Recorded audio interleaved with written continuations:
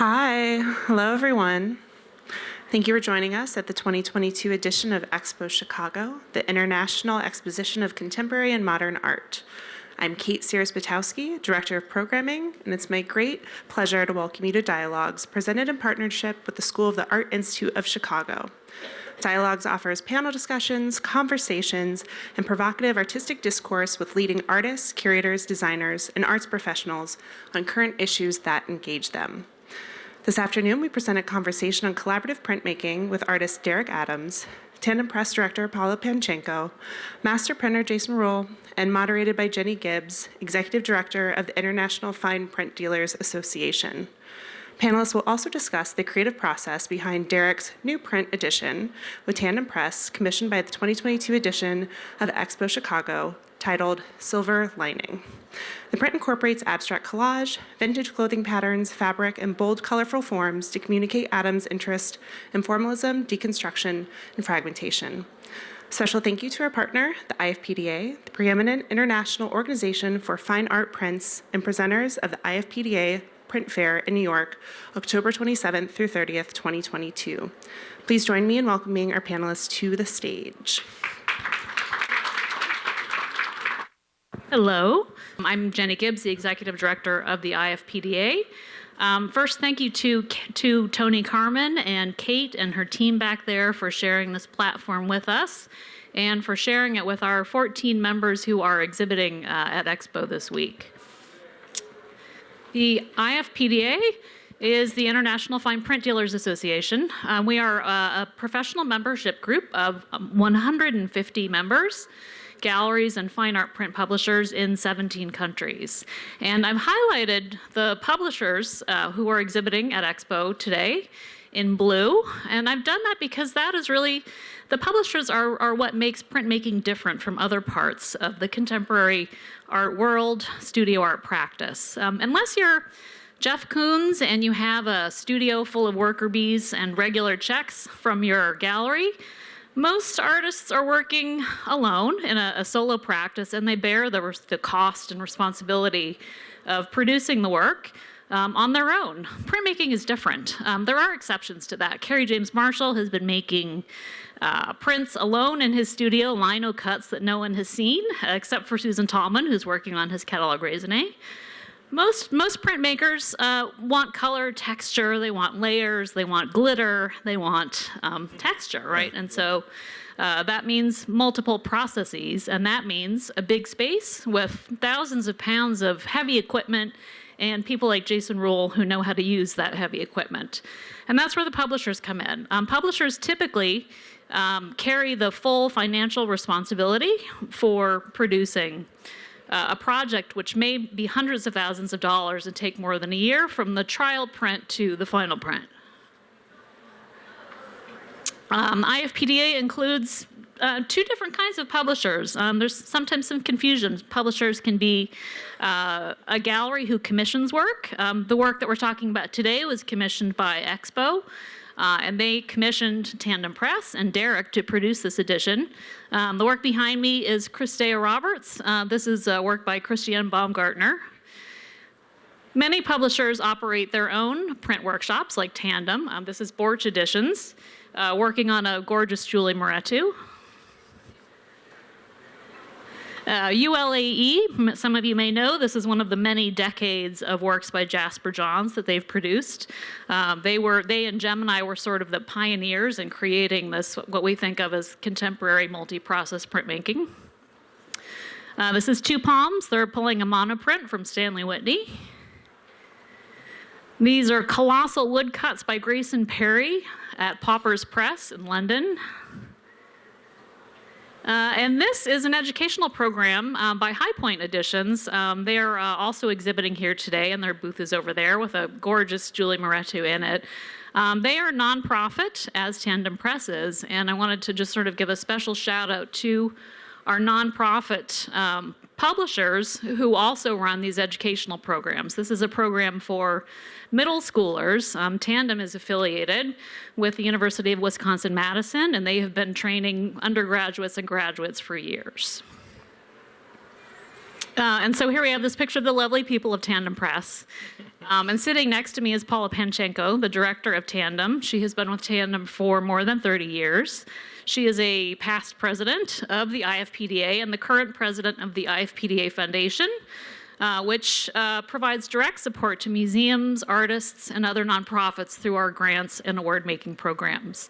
And under Paula's leadership at Tandem, Tandem has produced editions which have been collected by the Whitney Museum of Art, MoMA, Museum of Fine Arts in Boston, I could go on, the British Museum in London.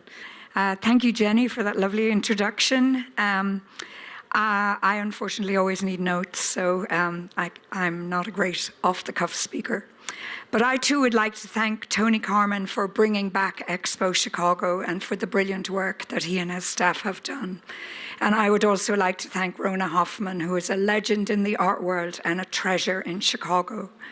She initiated the Derrick Adams benefit print Silver Lining for EXPO Chicago in conjunction with Tony Carman, and who approached Derrick Adams, and Derrick Adams approached Tandem Press. And we are deeply honored to have collaborated on this project. It's an amazing print, and when you all leave here, it's out on the outside wall, and I hope you look at it, and maybe even buy it. There is a QR code, and you can make a reservation, and it goes towards all the lectures and talks that have taken place here at EXPO Chicago. I would now like to introduce Derrick Adams and Jason Ruhl. Derrick Adams, in my view, is a Renaissance man whose critically acclaimed work spans painting, collage, sculpture, performance, video, sound installations, and prints. His multidisciplinary practice engages in ways which individuals' ideals and aspirations and personae become attached to specific objects, colors, textures, symbols, and ideologies. His work probes the influence of popular culture, the formation of self-image, and the relationship between man and monument as they coexist and embody one another. Derrick is also deeply immersed in questions of how African American experiences intersect with art history, iconography, and consumerism. Most notably, in his Floater series, he portrayed Black Americans at leisure, positing that respite itself is a political act when embraced by Black communities. The radicality of this position has materialized in Adams' work over many exhibitions. Derrick received his MFA from Columbia University and his BFA from the Pratt Institute. He is also an alumnus of the Skowhegan School of Painting and Sculpture and the Marie Walsh Sharp Foundation Studio Program.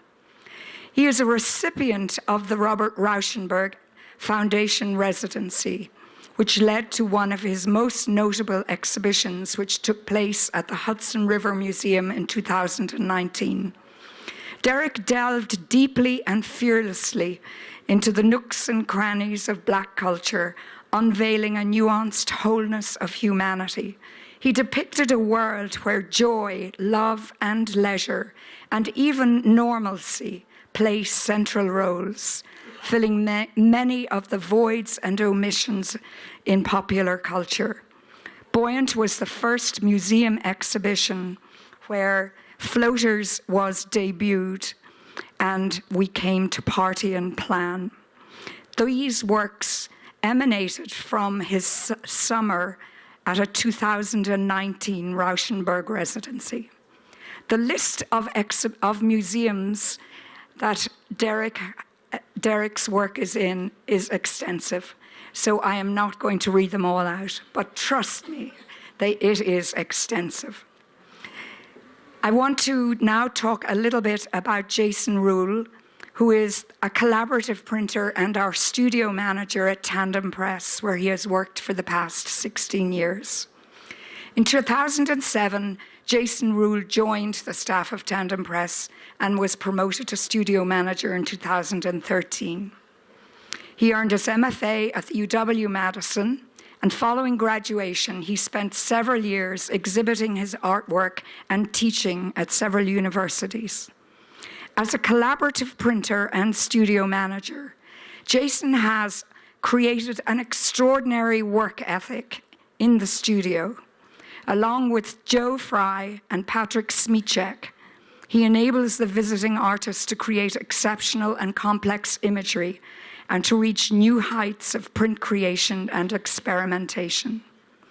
I am now going to turn this over to the star of our program, Derrick, who will talk with Jason about the incredible benefit print silver lining. You may wonder why Derrick is sitting on one side and Jason is sitting on the other. It's so that they can both use the slides and look at what they're talking about. So to start the ball rolling, I would like to turn this over to Derrick and ask him to describe the creative process and the research that went into the EXPO print and where it fits into the body of work that you have created over the years. Thank you. I'm happy to be in Chicago. Chicago is one of my favorite cities to visit and also my backup city to live. I'm happy to be invited to present and create a benefit print for EXPO. Tony is a great guy, and I was really honored when I was invited through Ronald Hoffman Gallery, which I'm also very excited to be exhibiting with and working with since 2015. I think we've been together. It's been a great relationship. And I'm very happy to now continue my work with Tandem. And Tandem, I would just like to say, it's been a pleasure to work with Tandem, starting with the self-portrait on a float, was my first project with Tandem. And what I really love about working with Tandem, other than the quality of the print, which is superb, is the I can philosophy that goes with Tandem. And when I present an idea to Tandem, I never hear, no, we can't do it. It's always, yeah, we could do it.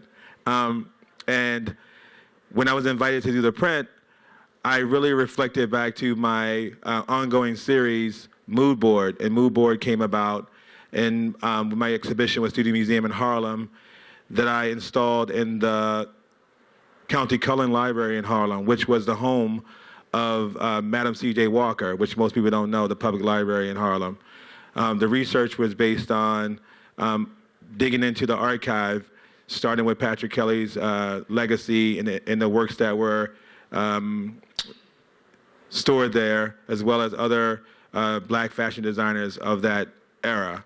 And from that, I began to create these mood board works, which were collages that were in conversation with the arrangement of color and texture and design from these designers. And it incorporates clothing patterns, vintage clothing patterns, and fabric, and arrangement of paint, and compositions that's structured around the ideas of construction and deconstruction. So the first exhibition of the work, the mood boards, were featured at in 2018. I continued the series, and it's ongoing. And most of my works are usually figurative, but I love to have the opportunity, when I can, to really dig into the mood board series, which is not figurative, but the clothing patterns are a stand-in for the human figure. And that's how I kind of negotiated the transition between working with the figure and working without the figure. And Silver Lining, which I was excited to make for EXPO, incorporated an element of the pattern, which is the hem. And the hem is this kind of half circular pattern that's found on the collage. And that kind of became the anchor for creating this image, Silver Lining. The silver lining, which is in the center of the collage, represents the lining of the jacket hitting the floor around the shoe. And so the angle of the collage, or the compositional structure, is as if the viewer was looking from below a glass floor under a jacket of someone walking across a runway. And the silver lining is what you see wrapped around the shoe, hitting the ground. Derrick, I think the next slide is silver lining. If you want. Bam, here it is right here. So when I created the image, it was very important to think about collage and think about some of the elements that are pretty much a staple in the conversation around my work. Patterns, polka dots, stripes, those things are really interesting to me and very useful in my language of construction because they play a major part in creating space, creating atmosphere, but also allowing the work to have a sense of activation through using various points of pattern that are both big polka dots, small polka dots, little stripes, big stripes, with really large blocks of color. I look at these works as are strongly in sync with color block abstraction, hard edge abstraction. And coming with this print, I had the pleasure to work with Jason, who is amazing, and presented this idea of making this piece. Again, Jason said, yes, let's do it. And as you see on the original work that's here, the print, it has elements of collage that were created at Tandem. And Jason will probably go more into detail on the collaboration of the work. Thank you. Thanks, Derrick. We did actually kind of say no on this print just for one of the elements. Yeah. So thanks for not saying that. Just because the pattern that is kind of the main element of it that you talked about, I know that originally there was an idea of that being paper as well, but because it's such a large part of the print, and we didn't think structurally it would hold if we did that as a collage element. So luckily I talked and I was like, can we not do that one? And he's like, yeah, that's cool. And I was like, thank you. So I'll just skip ahead to. So this is Silver Linings before the collage has been cut apart and added to the print. So there is roughly about 13 runs of screen print, which make up everything in the center image. And then the two pieces on the outside are printed relief on pieces of paper that are then cut out and collaged onto the print. So this is Patrick Smichek. He's one of the printers at Tandem. He did the screen print portions of the print. And so I feel like I would be really remiss to not send a shout out to him because he's very heavily involved in this image. And then this is me printing on the Vandercook press, printing the dot layers. And so you can see there that there's a plastic plate on the press, which is where the dots are, which will be inked up. So you have to ink up each plate individually and then clean the press and then move to the next color. And so this is just a kind of a studio shot showing like the prints that have been, they've been printed, screen printed at this point. They still have the registration punches on there that we didn't cut all those off because the other part of this print that, is kind of challenging is it's an edition of 100 that we had to ship to Derrick's studio for Derrick to sign and then ship back to us. And so we actually shipped it to Derrick without any of the collage on it because when you stack 100 sheets of paper with collage, they're very difficult to deal with. So again, credit to Derrick to be able to say, we're going to send you this print. It's not going to be finished, but we need you to sign it. And Derrick's like, yeah, that's, that'll definitely work. So just the trust that's there is really important. And we really appreciate that. So this is all of the collage elements cut out, but not added to the print. And it is a bit of a misnomer that there's a knife there because we did not cut these by hand. We have a plotter that does all the cutting. So they're all cut exactly the same. So we can make a map to then add them to the print. But I thought it was kind of funny that was there because then it looked like we cut them all out by hand. Labor. And so then this is just a shot of me with, it's a little bit difficult to see, but there's a Mylar that's placed on top of the print that has a map of where each collage element should go. And so these all have archival rag mount tissue on the back, which is a heat-activated adhesive. So you use the tacking iron, tack all these things into place, and then place it into a dry mount press and heat set everything. It's just a lot more manageable than working with glue. Like Rona actually spoke to me before we got up here and she said, how did you not get glue everywhere? And I was like, well, we don't, we use this adhesive it's a much nicer way to work. And so this is just kind of a close-up of those collage elements. And that was definitely, like, when we got the image from Derrick, we definitely wanted there to be collage on this print, because a lot of the things that we've worked with Derrick in the past have had collage, because it references his work. And so we want to have that integrity of the work and not just have a very flat surface. Like, if you go, I believe Rona's booth has a grid of like 12 images that were done with a print shop that have it's screen print and collage, and like the collage is just like a really nice seductive element that ties into Derrick's work. So if you have a chance, you should check those out. They're really great. And so then this is the piece fully assembled, and the other part of the equation in the center, the silver, Derrick mentioned that he really wanted it shiny, and shiny is not something that print is really great at, but we did do silver screen printing inks, and then we also wanted to add a gloss layer to the print so it would add to that shininess. But you can't put it in a dry mount press once that gloss layer goes on there, so we had to put all of the collage on, collage it, and then add the gloss layer at the end. That's why you said no at first. Yeah. I mean, we say no a lot in our heads when people reach out to us, but we try not to say no to anyone. But it's usually like we'll get an image like self-portrait. Yeah. Like when we got that image, the first thing I said was like, "Oh fuck yes!" Like I was I was like so excited that that's what we were gonna do. But then I had to step back and say like, "Oh fuck, we have to make that print." How many pieces was that's a woodcut puzzle block that has roughly about 100 small individual pieces that are carried on 6 different blocks that are inked up, put back into place, and then printed. And I also have to say that this is how I knew I think it would be great working with Derrick. I mean, the first day that he was in the shop, we tried to have a proof on the wall, just because when you have an artist come in, it's difficult to start kind of cold. Like if you walk into a space and there's nothing to talk about, to me it's kind of a waste of a day or two of the visit. So we were 5 of 6 runs into the print on Derrick's first day, and the last thing that had to get dropped was basically like the key image that was going to finish it all off. And for whatever reason, that set of blocks, it was woodcut, so it was put into the sled backwards and inked up backwards. So we pulled this, which was supposed to be this crowning moment. Derrick's here looking at it, and it's backwards. Like, it just ruins the print completely. And Derrick's like, "Oh, that's cool." He's like, "I know what it's going to look like." He's like, "It looks great." And I was just like, wow. I thought for sure he's just going to be like, "I'm done. I'm out." Like, I flew all the way to Wisconsin, and y'all can't even print the right way.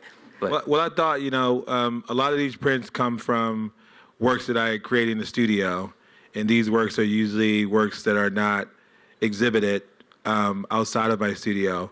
But these are also important works that I want to share with people. So I think that the works that we've created as prints from the original works that I have in my archive have been works that I really love a lot. And I feel like they're important parts of stages in my creative development and my career as an artist. And I think that when I have opportunities to reproduce things and have them look as close to what I make in my studio, I think of Tandem as being the best avenue, because they understand the little nuances and details that I find very important to in capturing the work. So the silver metallic paint, which was really important about the silver lining. A silver lining has to be silver. It has to have some level of visual seduction, and that was really important for the work. And so these things, from going to Tandem and seeing the operation and seeing how serious the master printers there and the whole community, I just had the faith from my first visit, and also my really good friend Micheline Thomas works with Tandem, and if she works with Tandem, then they're on point, because she doesn't take anything less than perfection, and that's what I love about her. And that's kind of my intro into Tandem, was through Micheline, a really good friend, artist friend. And from that first encounter, I knew that it would be a continuous relationship of producing, very strong and professional images. And I'm happy to frame one and put it on my own wall when I get back to New York. So when are you gonna mail my prints? But yes, it's exciting to just continue this. We have a lot of other great things in the works, which I'm even extremely excited about.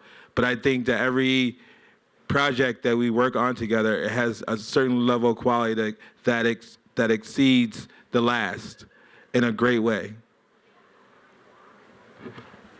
Yeah, I mean, I would completely agree. Like, I think that each print is like a learning experience for us in terms of working with you, and then just like what things work and what things we're like, oh, next time maybe we should try this. Like, that might be even cooler. Or like, so I think it's great to like continually work with you, because then as your work progresses, like it pushes us in different directions as well.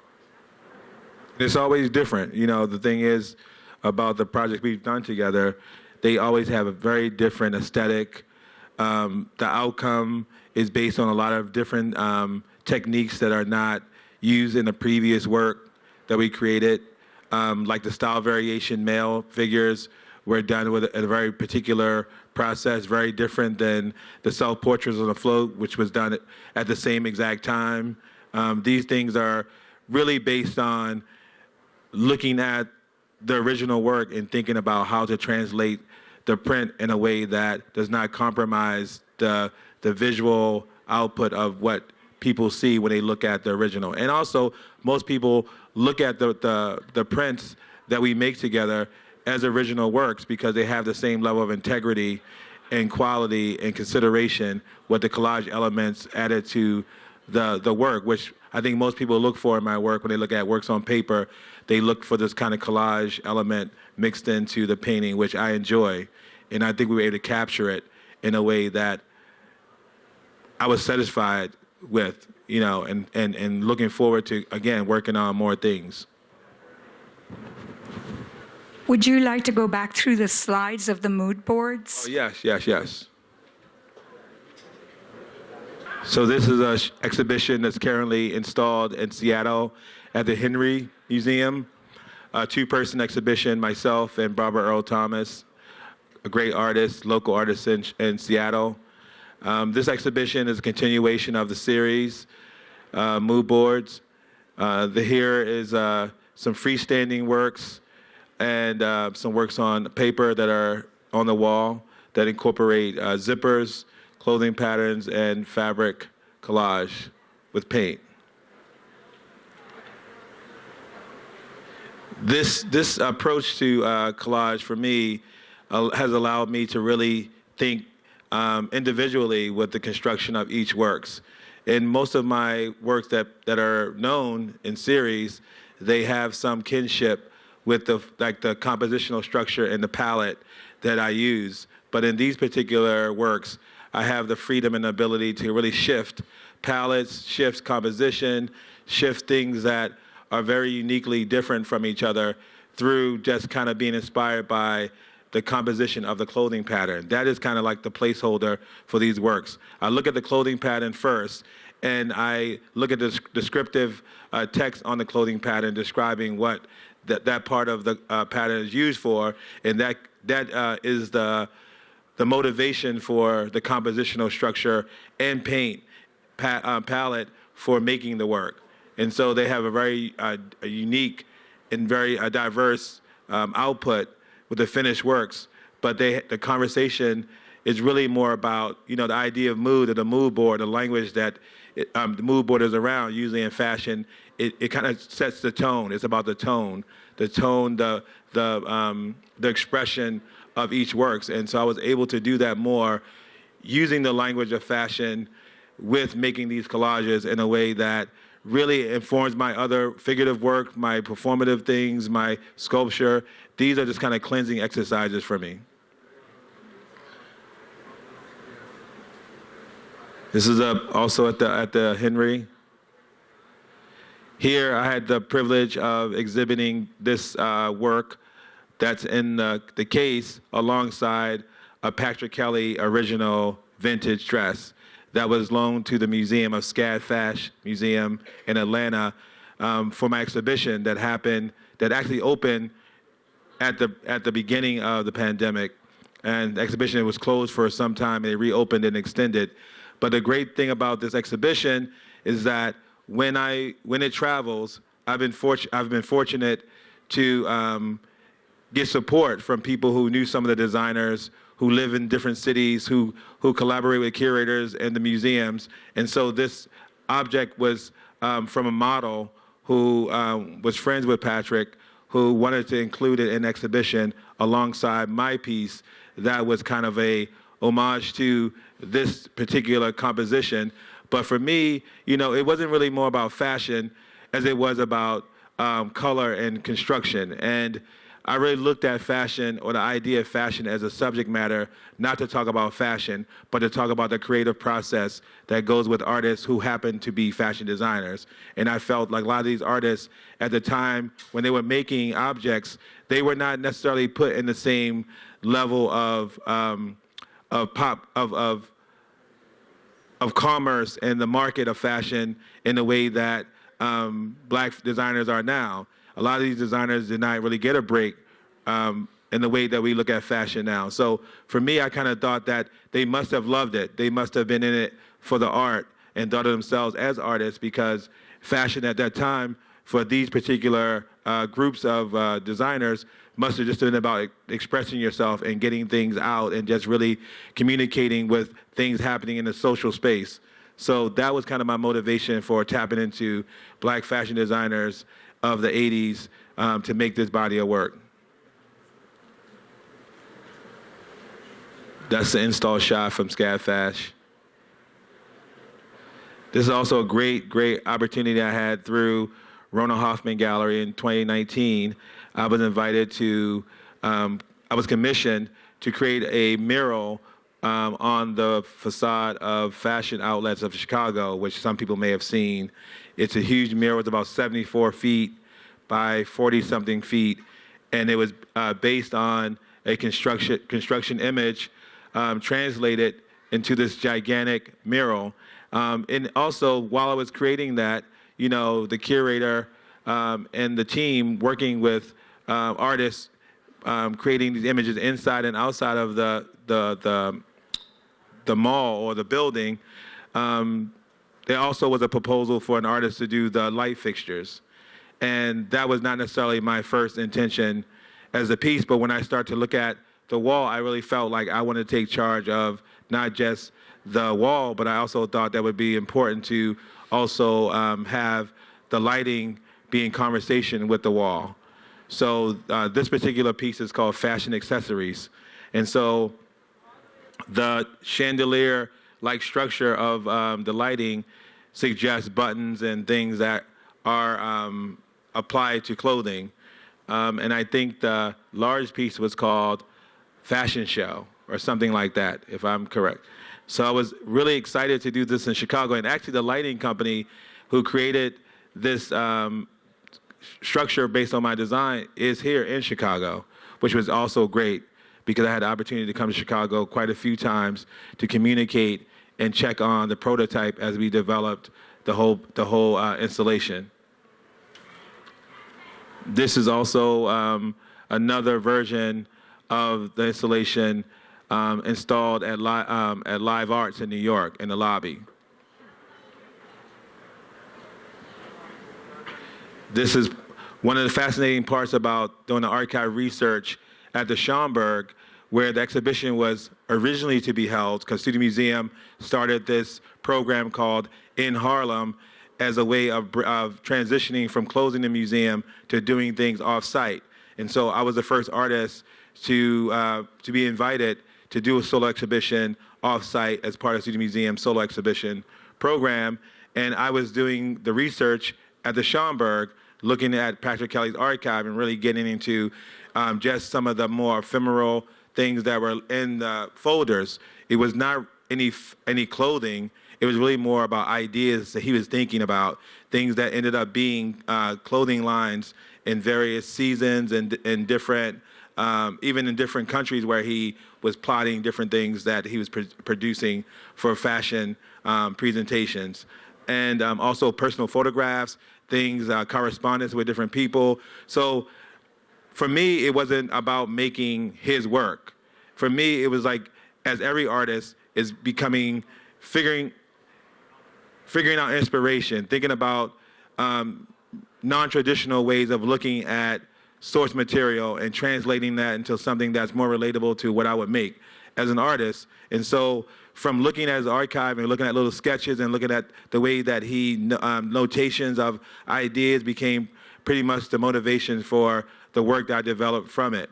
And unfortunately, at the time, Schomburg was also going through a renovation of their gallery. So we had to find another space. And then I was so excited because the Schomburg is a research center, which you have to go in, you have to be at the front desk, you have to make an appointment to see things. But when I learned that the County Cullen Library was, which I knew, but it was a public library, and anyone can come in, you can charge your phone, you can hang out. I was even more excited about that, having my work in there, which is really funny.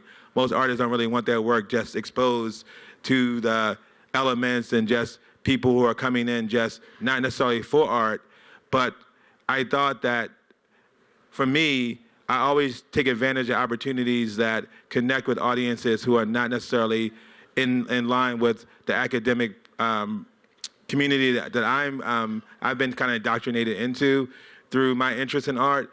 I'm interested in having conversations with people who may or may not be artists or interested in art. So I was happy to install the work in the library on the mezzanine. So you can see some of the works there. I was also able to borrow video footage of Patrick Kelly being interviewed for runway shows, and that played also in the library. So it was an educational opportunity as well as a presentation through my work. We were able to also borrow some of the archive imagery from Schomburg and put it in the cases in the library to have some context for people who were not familiar with Patrick. And a lot of the works in the series, although not directly from Patrick himself, because that wasn't the idea, the main focus was to how to translate the notions of being a designer, being a black designer, being a creative, constructing images, constructing things at a particular time. And that was my motivation as an artist to be in conversation with that. And here is a portrait to the right that I created of Patrick for his very iconic overalls that he would wear, which he was known for. I made a portrait and I actually incorporated a deconstructed pair of overalls in this right side collage that the Studio Museum has in their collection now. And that's the entrance of the mezzanine coming up. Thank you.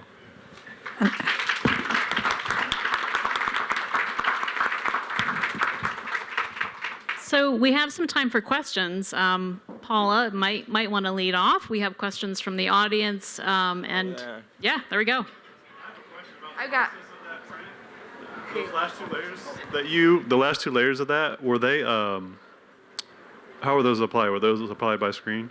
Yeah, the glossary was done by screen as well. Was it the entirety of it? Or It's just the silver section that has the gloss on it. So how difficult was the registration on that? I believe Patrick is in the audience, and Patrick, would you say it's slightly difficult? Wasn't a problem, according to Patrick. Thank you, Patrick. Is he just saying that?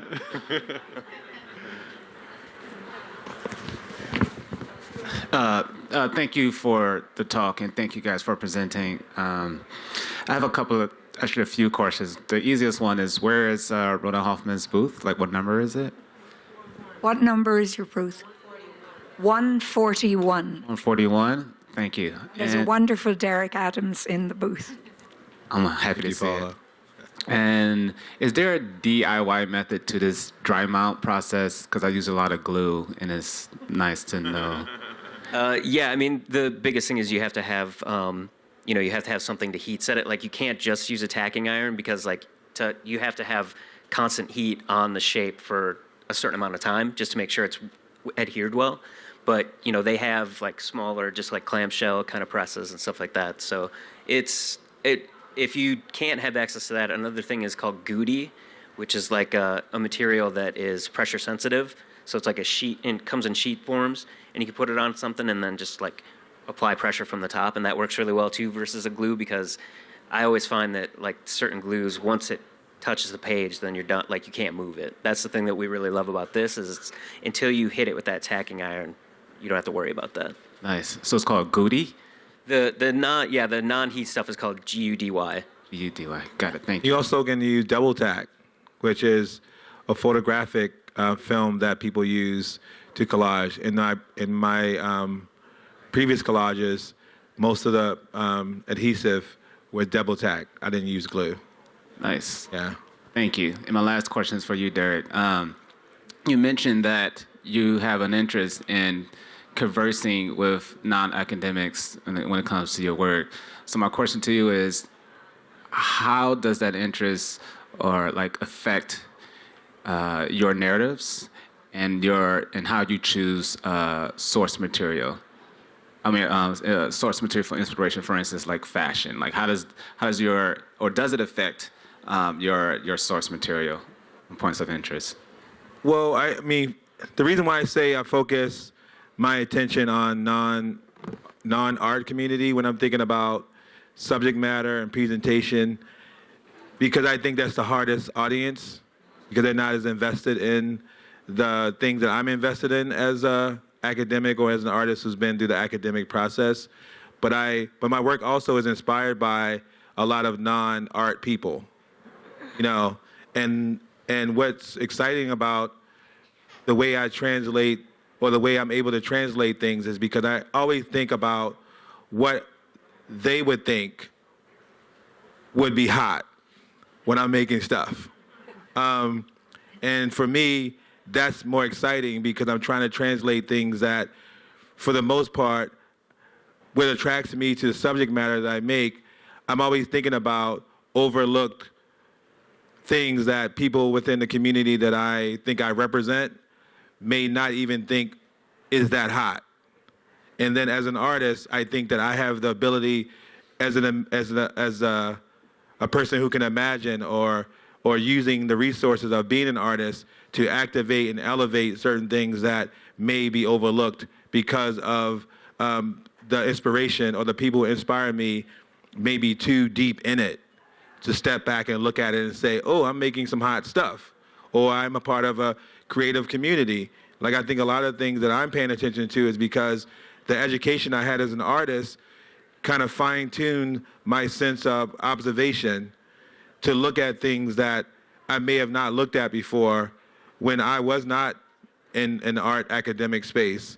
And some of the art history that I learned being in those places heightened my appreciation for the things that I may have not appreciated within my community because they were so common for me to see and to be around.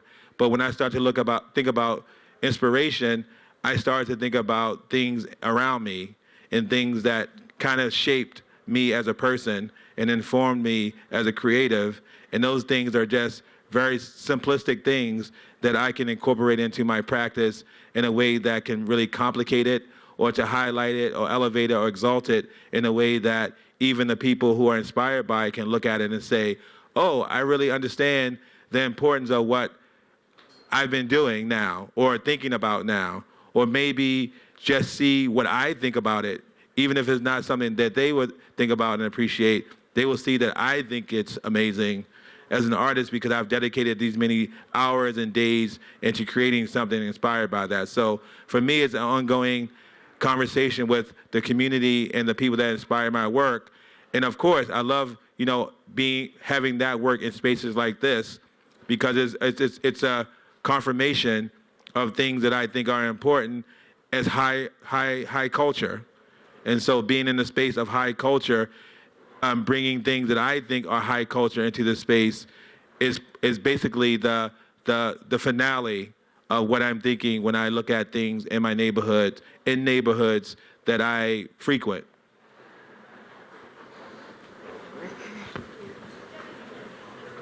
Good afternoon, everyone. V.L. Harrison with Pigment International. We are a Black Fine Art publication. We are in booth P4, my shameless plug. So happy to be here with you, Derrick, and you're such an inspiration. Prior to this question, your answer just included a statement, communities that I represent. Yeah. So I really want to dig into that as we are a Black Fine Art magazine and we magnify and highlight Black fine artists like yourself and Black fine art. What exactly does that mean to future generations? And so what are you expecting your legacy to be on the Black culture as we lean toward high culture? That's a lot. I'll give you some time. Yeah. I mean, one of the things about my practice and the focus I've kind of fine-tuned of my interests is looking around at my peers, looking at things that are being produced, looking at the way people react to society, and finding a place. And I think that's important for artists if they want to impact their community or the world at large. So my work, at a particular point, I realized in grad school that the type of work I was interested in was really about a space that I felt was a void. And that was a space of just being a Black artist, making things about Blackness that was not based on being subjugated or objectified or oppressed. And not that those things are not important to acknowledge, but my peers were already doing it. And so I did not want to regurgitate things that I felt had no end in sight as being, not done. Like I felt like these things were going to be done. They're important. These artists I know have created the spaces, but we need to really talk about the multi dimensionality of Blackness. And that to me, and also I felt like I want to make work that I know Black people want to see. And what I realized as an artist walking into institutions is that the idea of trauma is not something that's foreign to Black people. So coming into a museum and seeing it on the wall does not highlight or empower the Black viewer. But to talk about the idea of normalcy and to be reflective in a way that Black people actually want to feel walking into a space of leisure, which is a museum as a place of education and leisure, we did not have the benefits of having escape. Right. We did not have the benefit of being taken somewhere else, as other viewers will come into a museum and see it, because we're known as the truth tellers when it comes to installing work or making work about Blackness. But these things have been happening for some time, and the challenges are still there, but we have not tried something different. And so I wanted to kind of bring back some of the ideas that happened in Harlem Renaissance with artists like Archibald Motley and Jacob Lawrence and, people like that who just wanted to create this idea of Black life as a way of empowering Black people and being very reflective. And so I kind of brought those ideas into my practice because I thought that's a place for it. And I'm not saying that other artists should not make, other Black artists should still make what they want to make, and they should talk about what they want to talk about, but I think we should have multiple categories of Black experience to talk about. If you really want to talk about contemporary art, to be a contemporary Black artist, we have to understand that multiple voices have to be heard, and multiple ideas have to be heard in order for people to really understand the multidimensionality of Black experience. And that too was a lot. Yeah, thank you. Said that too was a lot. Thank you. I think we have time for one or two more questions. Yep. Other questions? That's a good place to end. Oh, no? Okay. Hey, Trey. Hey, so just to kind of riff off of that last question, I'm kind of his legacy in so many ways, because I look at Derrick as a mentor and the things he's done for Baltimore. Like I see, also an artist, amazing. We coming, but like I'm very much thankful for Derrick and the things he's done for the community, and he sets an example in that way with his work ethic. And I still internalize this thing that you said a while ago, like you got to stay ready, so you won't have to get ready. And like that's kind of how my practice is. I just keep working and working, and I love the fact that I'm in Baltimore and that things are happening there. But also it's not a microscope on us. So I can just kind of live and make mistakes and fail. And you've kind of done that for me, like having these conversations, being here, and so I'm a part of that legacy of Derrick Adams, if that helps. Thank you. I appreciate that. Yes, thank you. Derrick, would you like to tell people about your new initiative in Baltimore? Oh, yes. Yeah, I'll plug that. Well, maybe like 3 or 4 years ago, I decided to create an initiative in Baltimore that would empower a lot of the creative community in Baltimore. Because Baltimore, at this particular point in history, is giving birth to so many amazing creatives who are in writing, who are in visual art, music, all forms of creative output. And I had the privilege of purchasing a large amount of property in the city and forming this nonprofit called 4Cs.